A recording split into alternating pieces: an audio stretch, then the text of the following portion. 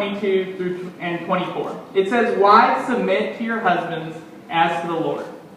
And also it says, "Now as the church submits to Christ, so also wives should submit to their husbands in everything." How many people, when you hear this verse, you kind of cringe? It sometimes makes us feel a little bit uncomfortable. And I guess that's because it's difficult for human beings to submit to other human beings. Like, that whole concept feels a little bit strange to human beings. I mean, it's one thing as Christians to submit to God, who's perfect, and to submit to Jesus, who's perfect. But it's another thing to submit to another human being who's not so perfect. But it is a commandment of God. And what we're going to look at are a few examples of how the church submits to Christ and try to apply that to wives submitting to husbands. So first off, one of the things that's important for Christians to do when it comes to Christ is to trust God, to put their faith in God. And so the church needs to put their faith in Christ.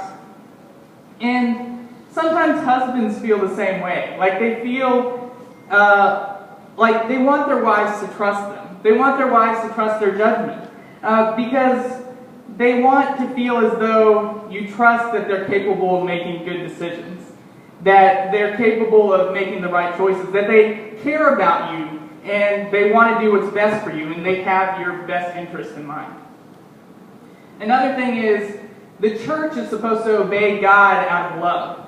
And so Jesus says, "If you love me, you will obey my commands." So the relationship between the church and Christ is obedience out of love. So the relationship between a wife and a husband shouldn't be obedience out of fear or obligation. It should really be obedience out of love. And I think that's where Christ wants families to be. Now moving on to the husband's role. So if the wife is just doing her role and the husband isn't, then there's still an issue. Both of them have to do their role in order for the family to be successful. So in Ephesians 5:25 through 27, Paul moves on and says, "Husbands, love your wives just as Christ loved the church and gave himself up for her, to make her holy, cleansing her by the washing with water through the word, and to present her to himself as a radiant church, without stain or wrinkle or any other blemish, but holy and blameless." So now we're going to look at examples of how Christ loved the church.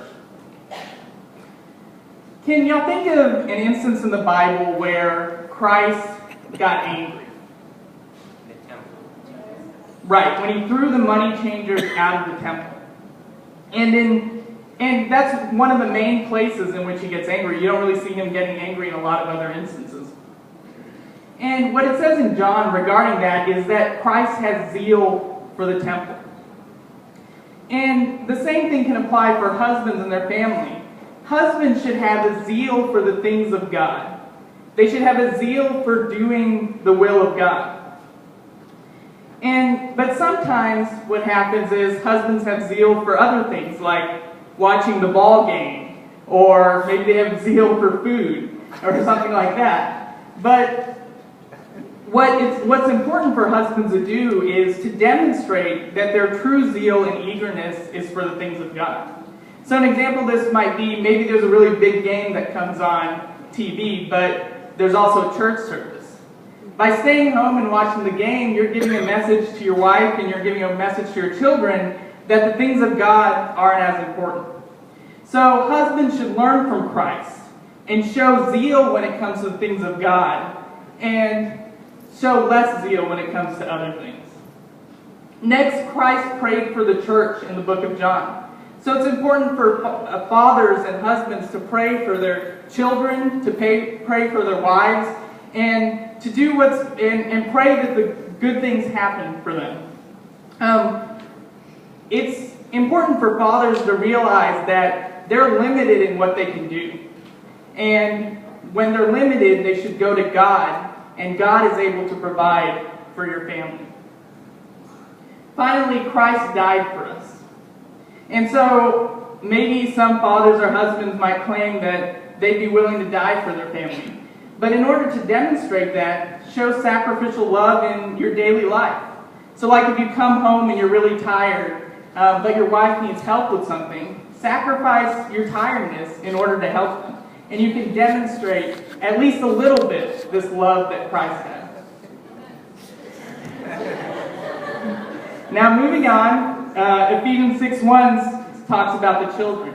And it says, "Children, obey your parents in the Lord, for this is right." So a little advice for the children. Don't just obey when you're going to be punished.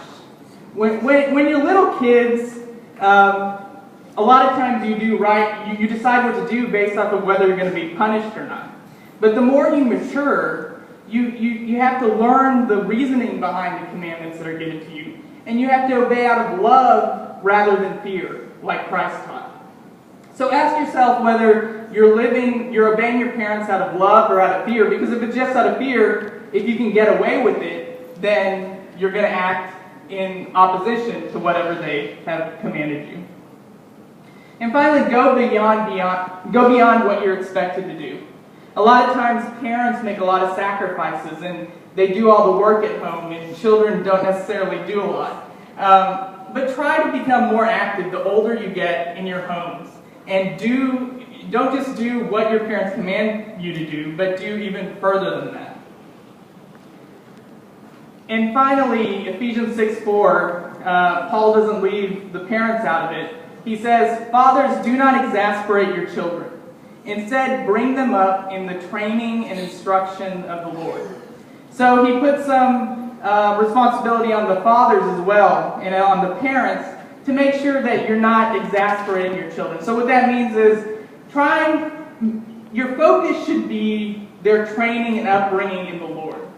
Don't give them commandments that are like impossible for them to obey, or things that aren't necessarily in the scriptures that are just making it difficult for them, where it's difficult for them to obey all the commands that you give them. And I'll let you use your judgment on that, but I thought I'd end off with a little game.